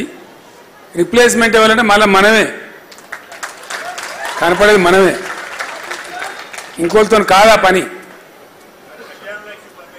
ఆ కళ్యాణ లక్ష్మి బంధు, తులం బంగారం బంధు అన్ని బందే, రుణమాఫీ బంధు, చేనేతల బంధు అన్ని బందే, ఏది జరుగుతలేదు. మరి ఏం జరుగుతుందని అంటే ఏమని తెలుస్తలేదు. మరి బంధానికి ఇంకేమైనా మంచి జరగాలి కదా, అదేం జరుగుతుంది? ఏం జరుగుతలేదు. మొత్తం మీద అది జరుగుతుంది. సో ఇదంతా క్యుములేటివ్గా ఏమవుతుంది? బాంబు వెళ్ళినట్టు వెళ్తుంది సమయం వచ్చినాడు. ఆ సమయం కూడా ఎక్కువ దూరం ఉంటుందని నేను అనుకుంటలేను. కారణాలు అట్లున్నాయి. డెఫినెట్గా మంచిగా ఉన్నాయి. మన పార్లమెంట్ ఎలక్షన్లో ఏం ఫలితాలు వస్తాయో చూద్దాం. ఇవాళ మిత్రుడు నవీన్ రెడ్డి గెలిచిండు, ఇంత సప్ప కొడతారు సప్పట్లు. నవీన్ రెడ్డి గెలిచిండు. మహబూబ్నగర్ జిల్లా నాయకులందరూ కూడా నేను ధన్యవాదాలు తెలియజేస్తా ఉన్నా. పట్టుబట్టి జట్టు కట్టి బ్రహ్మాండమైన విజయం చేకూర్చిన పార్టీకి ఇంకొక ఎమ్మెల్సీ కూడా పెద్ద హీరోయిక్ గెలవబోతున్నాడు రాకేష్ రెడ్డి. ఆ రిజల్ట్ డిక్లేర్ అయిపోయింది. అది ఎవరిని అడిగిన చెప్తున్నా మీ వాడు ఫస్ట్ కౌంట్లోకి వెళ్తాడు సార్. లోకమంతా ఒకటే పాట, అది గెలుస్తాం. ఇక నర్మల పార్లమెంట్లో ఏమవుతుందో చూద్దాం. ఎన్నెన్నో రావచ్చు, ఓట్ల శాతం కూడా ఉంటుంది కదా మనకు వచ్చేది. ఒకడు మనకు 11 వస్తాయని చెప్పిండు, ఇంకోటి 1 వస్తుందని చెప్పిండు, ఇంకోటి 2 నుంచి 4 వస్తాయన్నాడు. ఇది పెద్ద గ్యాంబ్లింగ్ లాగా అయిపోయింది. ఇది దాని మీద సట్టా బజారు, శర్తులు కట్టుడు, బేటీలు కట్టుడు, ₹1 కోటి చేతులు మారుడు, ఇదో పెద్ద గోల్మాల్ కంపెనీ అయిపోయింది. సరే చూద్దాం. డెఫినెట్గా మంచి స్పందన ఉండే ప్రజలలో, బస్సు యాత్రలో మంచి ఫలితాలు రావాలి. ఎంతవరకు వస్తామో చూద్దాం. ఎట్లా వచ్చినా బాధ లేదు. మనకు 11 అయితే పెద్ద పొంగి చేసేది లేదు, 2, 3 అయితే కుంగిపోయేది లేదు. ఎట్లా వచ్చినా పరిస్థితి ఎట్లా ఉన్నా తెలంగాణ రక్షణ కవచం బీఆర్ఎస్. ఈ రాజకీయ ఫలితాలు వస్తూ ఉంటాయి, పోతూ ఉంటాయి. మహబూబ్నగర్లో గెలిచినాం మనం, ముఖ్యమంత్రి సొంత జిల్లా. ఆయనే ప్రకటించిన మేము 200 మెజార్టీతో గెలుస్తామని. మనం 100తో గెలిచినాం, 111 ఫైనల్ 111తో గెలిచినాం. అంటే ఇంత మాత్రాన మనం పొంగిపోయే అవసరం లేదు. కాబట్టి ఎప్పుడైనా జయాపజయాలు నిరంతరంగా వస్తూ ఉంటాయి, పోతూ ఉంటాయి. అవి ఆయా పరిస్థితులను బట్టి ఉంటాయి. కానీ మన ప్రయాణం, మన ప్రస్థానం కొనసాగుతుండాలి. మన కర్తవ్యం ఒకటే, దయచేసి నేను కోరుతున్నా. ఇప్పుడు కట్టె పని చేసి చాలా రోజులు అయితే నిలబడి మాట్లాడడం పర్లేదు. సో నేను కూడా మంచిగా దురస్థ అయిపోయాను, ఇప్పుడు ఏం బాధ లేదు. పోదాం, ఇంత దూరమైన పోదాం. చాలా అద్భుతమైన కొత్త నూతన ఉద్యమ పందా ఆవిష్కరించాల్సిన అవసరం ఉంది. ఇప్పుడు కొత్త ఉద్యమ పందా మనం పట్టాల్సి వస్తుంది. ఎందుకంటే ప్రజలను కాపాడుకోవాలి, ప్రజల కోసం పనిచేయాలి, ప్రజల హక్కుల కోసం పనిచేయాలి. వాళ్ళ ఆశలు అడియాసలు కాకుండా మనం కాపలాదారులుగా ఉండాలి. ఇంతకు మించిన వేరే కర్తవ్యం మనకు లేదు. తెలంగాణ ప్రజల ప్రయోజనాల పరిరక్షణనే బీఆర్ఎస్ ప్రథమ కర్తవ్యం. దయచేసి రాజకీయ ఫలితాలు మిగతా వాటితోనే ఆగమాగం కాకుండా, వాటి కోసం పిచ్చి పిచ్చి కాకుండా బ్రహ్మాండమైన ఉజ్వలమైన భవిష్యత్తు ఉంటుంది మనకు. భవిష్యత్తు మనకు కాదు, తెలంగాణ రాష్ట్రానికి ఉంటుంది, తెలంగాణ ప్రజలకు ఉంటుంది. వీళ్ళు చేసే తప్పులు మళ్ళీ సరిదిద్దాలి, మళ్ళీ మంచిగా చేయాలి. అది ఎవడో చేయడం ఎవరి నుంచి కాదు, లోతు తెలిసిన వాళ్ళు మనమే. కాబట్టి మన మీదనే ఆ కర్తవ్యం, బాధ్యత ఉంటుంది. కాబట్టి ఈ దశాబ్ది మనకు ఒక స్ఫూర్తి కావాలి. ఈ దశాబ్ది వేళ అందరికి అన్నం పెడుతున్నారు కదా, పెడుతుండ్రా, ఏర్పాటు చేసిండ్రు కదా. రామారావు చెప్తున్న భోజనాలు ఉన్నాయట, దానికి ఇబ్బంది ఏం లేదు. సో ఇంకా 10 నిమిషాలు ఎక్కువ మాట నడుస్తుందని మాట్లాడుతున్నాను నేను. ఈ భోజనం గ్యారెంటీ ఉంది కాబట్టి బాధ లేదు. కాబట్టి మీ అందరితో కూడా నా ప్రార్థన ఒకటే, ఉద్యమ ప్రస్థానం, ఉద్యమ ప్రారంభమైన రోజులు కావాలని మీకు నేను గుర్తు చేసిన. గంత కఠినమైన సమయంలో, అటువంటి పరిస్థితులలో ఉద్యమాన్ని ప్రారంభించి గొప్ప విజయం సాధించి రాష్ట్రాన్ని సాధించి పెట్టిన సంస్థ మన సంస్థ. ఈ రాజకీయ జయాపజయాలు మనకు లెక్క కాదు. మనం కూడా 2 టర్ములు గెలిచినాం, ఎంపీలు గెలిచినాం, అన్నీ చేసినాం. మళ్ళా వస్తుంది గెలిపి యాడికి పోదు. కాబట్టి మీ అందరితో నేను ప్రార్థించేది ఒకటే, దయచేసి ఎట్టి పరిస్థితులలో ముక్కవోని దీక్షతోని తెలంగాణ ప్రయోజనాలే ముఖ్యమైనటువంటి కేంద్ర బిందువుగా మనం పనిచేయాలి, పురోగమించాలి. అదే మన కర్తవ్యం. ఆ ఆశలు తెలంగాణ ప్రజలకు కూడా మన మీద ఉన్నాయి. నిన్న నేను మిమ్మల్ని అందరినీ యాత్ర బయలుదేరదీసి, ఇది క్యాండిల్ ర్యాలీ, నేను వాపసు వస్తున్నా. ఇంటికి వాపసు వస్తుంటే ప్రతి కార్లకి ఇట్లా డబల్ థమ్స్ పెట్టి ఇట్లా చెప్తున్నారు. ఒక ఆటో డ్రైవర్ అయితే ఉరికొచ్చి నా దగ్గరకు వచ్చి నా కారు కొట్టి, సార్ మళ్ళీ మనమే గెలుస్తున్నాం, నువ్వేం భయపడక, మేము అందరం ఉన్నాం. ఆటో డ్రైవర్, నేనే ఆశ్చర్యపడతా ఉన్నా, ఆవేశం ఉరికొచ్చి చెప్తా ఉన్నాడు. సో కాబట్టి సమీప భవిష్యత్తులో మళ్ళా పాలన మన భుజాల మీద పడుతుంది, అలా డౌట్ కూడా అవసరం లేదు. ఈ వీళ్ళతో ఏమీ కాదు, మన్ను కూడా కాదు నేను చెప్తున్నా. చిల్లర రాజకీయాలు తప్ప గొప్ప వ్యూహకర్తలు కూడా కాదు. గెలిచినామని వాళ్ళే చేయికి చూసుకున్న గెలిచినామని నిజంగానే అంత అపనమ్మక స్థితిలో అనుకోకుండా గెలిచిన గెలుపును ఎట్లా మలుచుకోవాలో వాళ్ళకి తెలుస్తలేదు పాపం. చిన్న మాట కదా, ఏ కొద్దిగా తెలివి ఉన్నా కూడా పోయిన గవర్నమెంట్ కరెంటు మంచిగా ఇచ్చింది కదా, ఇండియా అంత తెలుసు కదా, దాచిపెట్టే లెక్క కాదు కదా. ముఖ్యమంత్రి కొద్దిగా బుద్ధి ఉంటే, మంత్రివర్గానికి బుద్ధి ఉంటే కరెంటు వాళ్ళని పిలిచి మొన్నటిదాకా ఎట్లా నడిచిందో అట్లా నడిపిరా అంటే అయిపోతుండే, అంతే కదా. ఎందో అధికం శాతలకు పోయి కొండంగా శాతాలు చేస్తామని వీని వీకేసి వాళ్ళని చేసేసి మా తరహా చూపిస్తామంటే వాళ్ళ తరహా ఇప్పుడు వాళ్ళ లాగు వాళ్ళు కొట్టే కొడుకు వస్తాను, అంతే కదా. ఊకుంటారా ప్రజలు? నిన్న రాత్రి ఎందుకు పోయినరు? బాచుపల్లిలో, ఇంకో చోట చందానగర్లో వస్తారు కదా ప్రజలు. ఆవేశం వస్తే ఆగుతారా? ఎవడు ఆపుతాడు? మనం ఆపినా ఆగరు, మన కంట్రోల్లో కూడా ఉండరు కోపం వస్తే.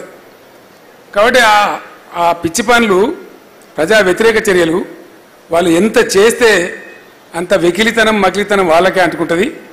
మీరేం భయపడే అవసరం లేదు, బాధపడే అవసరం లేదు. వీళ్ళతో అంతగానో గొప్ప కార్యక్రమాలు అయితే నేను కూడా అనుకుంటలేను. 6 నెలలు అవుతుంది ప్రభుత్వం వచ్చి. ఒక్కటన్నా పాలసీ, ఇగో ఇది మా వ్యవసాయ పాలసీ, ఇగో ఇది మా ఇండస్ట్రియల్ పాలసీ, ఇగో ఇది మా ఐటీ పాలసీ, ఇది మా ఫలానా పాలసీ అని ఏదన్నా కూడా నేడవాలి కదా. ఒక్కటన్నా ఏ ఒక్క పాలసీ అయినా ప్రకటించిందా ప్రభుత్వం? అంతా వాటి కాయగూరకుడు ముచ్చట్లు, సాయి సంసారి, లచ్చి దొంగ, గిదా. ఒక బాధ్యత గల ప్రభుత్వం వస్తే ఏం మాట్లాడాలి? నాకు బాగా గుర్తున్నది, మొట్టమొదటి క్యాబినెట్లోనే 42 నిర్ణయాలు ఇచ్చినాం మనం. బీఆర్ఎస్ ప్రభుత్వం ఏర్పడినాడు ఫస్ట్ క్యాబినెట్లో 42 నిర్ణయాలు ఇచ్చినాం. ఒక వ్యవసాయ పాలసీ తీసుకున్నామంటే పోచారం గారు అప్పుడు వ్యవసాయ మంత్రిగా ఉండేది, ఆయనకు నేను లక్ష్మీపుత్రుడు అని పేరు కూడా పెట్టినా. నీ పీరియడ్నే బ్రహ్మాండంగా అయితే వ్యవసాయం అని చెప్పి అట్లా తీసుకొని పోయినాం. గొప్ప రిజల్ట్ సాధించినాం. పంజాబ్ను తలదాన్ని అంత ధాన్యం పండించినాం. అట్లా పట్టుబట్టి ఒక ఫలితం సాధించాలి. ఒక అద్భుతమైన ప్రజా విజయం కావాలి, ప్రభుత్వ విజయం, ప్రజా విజయం కావాలి. అట్లా ఉండాలి. కానీ ఏం లేదు, వాటికనే డబ్బాలు రాలేసి చూపినట్టు వాటి లొల్లి తప్ప. ఇది లోగోనా? లోగో అనేది ప్రజల గుండె మీద ఉంటుంది కదా. ఆ రోజు మనం రూపకల్పన చేసినాం. ఏం చేసినా నేను ఇంతకుముందు చెప్పిన కదా ఈశ్వర్ గారు, ఏం చేసినా 10ల సంఖ్యలో 100ల సంఖ్యలో దానికి సంబంధించిన నిపుణులతో మాట్లాడి చేసినాం మనం. ఒక పాట రాస్తేనే 10 మందిని కూర్చుందాం. దళిత బంధు పాటలు రాస్తే బాలసేని రప్పించి ఓ 20 మంది కళాకారులను రప్పించి నా పొలం కాడ కూర్చొని ఫామ్లా ఒక వారం తిప్పలవాడు రాసినాం. ఒక సమిష్టి వ్యూహంతో చేసినాం తప్ప పొగరుతోని గర్వంతో ఒంటరిగా మనం చేయలే. ఏ చిన్న పని చేసినప్పుడు అంత బాగా చేసినాం. అట్లా అనేక విషయాలు. సోదరుడు సాయి చంద్రుండే కళాకారుడు చనిపోయిండు. దళిత బంధు టైంలో కూడా అతనికే చెప్పి బాలసేనికి చెప్పి అందరిని పిలిస్తే చాలా కష్టపడి చేసినాం. ఒక పాట రాయనన్నా, ఒక మాట మాట్లాడనన్నా, ఒక భావాన్ని ప్రజల్లోకి తీసుకుపోవాలన్నా కళాకారులు కావచ్చు, మేధావులు కావచ్చు, ఆ రంగ నిపుణులు కావచ్చు, వాళ్ళతో చర్చలు చేసేసినాం మనం. ఆఫీసర్గా ఇష్టం వచ్చినట్టు చేయలే. అందువల్లనే మంచి ఫలితాలు వచ్చినాయి, కాంక్రీట్గా వచ్చినాయి. అన్ని వర్గాల ప్రజలకు ఆనందం ఉండే. ఇప్పుడు ఆ ఆనందాన్ని ప్రజలు కోల్పోయినామనే సంగతి ప్రజలకు తెలిసిపోయింది. మన డబ్బా కొట్టుడు కాదు. కాబట్టి ఎట్టి పరిస్థితుల్లో ఉజ్వలమైన భవిష్యత్తు మనకే ఉంటుంది, బీఆర్ఎస్కే ఉంటుంది. అట్లానే మనం ఇంట్లో పండుకోవద్దు. నూతన ఉద్యమ పందాన్ని ఆవిష్కరించి ప్రస్తుత పరిస్థితులలో ఏది సమంజసమో, ఏ కార్యాచరణ అనువైనదో దాన్ని ఆవిష్కరణ చేసి ముందుకు తీసుకుపోయే కార్యాచరణ త్వరలోపలనే తీసుకుందాం, దాన్ని నిర్ణయించుకుందాం. ఎన్నికలు ఉండడం వల్ల మన యొక్క వార్షికోత్సవాన్ని కూడా జరుపుకోవాలి. బీఆర్ఎస్ వార్షికోత్సవాన్ని ఏప్రిల్ 27 కరెక్ట్గా ఎలక్షన్ మధ్యలో ఉండే, అది కూడా జరిపే బాధ్యత మన మీద ఉంది. అందరిని పిలుచుకొని ఒక 2 రోజుల పాటు ఘనంగా మన వార్షికోత్సవం కూడా జరుపుకుందాం. బీఆర్ఎస్ వార్షికోత్సవం మిగతా కార్యక్రమాలకు అన్నిటికీ అందరం కలిసి సమిష్టి నిర్ణయం తీసుకొని రూపకల్పన చేసుకుందాం, ముందు కొనసాగుదాం. ఒకటే మాట నేను మీకు చెప్తా ఉన్నా, దేవుడిచ్చినటువంటి ఆయుష్ నాకు ఎంతవరకు ఉంటే అంతవరకు 100కు 100% చివరి శ్వాస వరకు కూడా తెలంగాణ కోసం పనిచేస్తే తప్ప ఎట్టి పరిస్థితుల్లో విశ్రమించే ప్రశ్న లేదు, విరమణ చేసే ప్రశ్న లేదు. తెలంగాణ ప్రజలకు కూడా ఈ వేదిక నుంచి నేను హామీ ఇస్తా ఉన్నా, ఈ పార్టీ పుట్టిందే మీకోసం, ఈ పార్టీ ఉన్నదే మీకోసం. తప్పకుండా మీకోసం అడుగడుగున పోరాటం చేస్తుంది, ఎటువంటి త్యాగాలకైనా సిద్ధపడుతుంది తప్ప వేరే ఇంకో ఆలోచన లేదని చెప్పి మనవి చేస్తూ మరొక్కసారి 50 మంది తెలంగాణ ప్రజానీకానికి, మన గులాబీ సైనికులకు, ఉద్యమ సహచరులకు, అందరికీ అమరులైనటువంటి విద్యార్థులకు, మిత్రులకు, ప్రాణత్యాగం చేసిన పెద్దలకు, ప్రతి ఒక్కరికి కూడా తెలంగాణ ఉద్యమాభివందనాలు, ఈ దశాబ్ది ఉత్సవ వేడుకల సందర్భంగా వందనాలు తెలియజేస్తూ నేను విరమిస్తా ఉన్నా. జై తెలంగాణ, జై తెలంగాణ. ధన్యవాదాలు.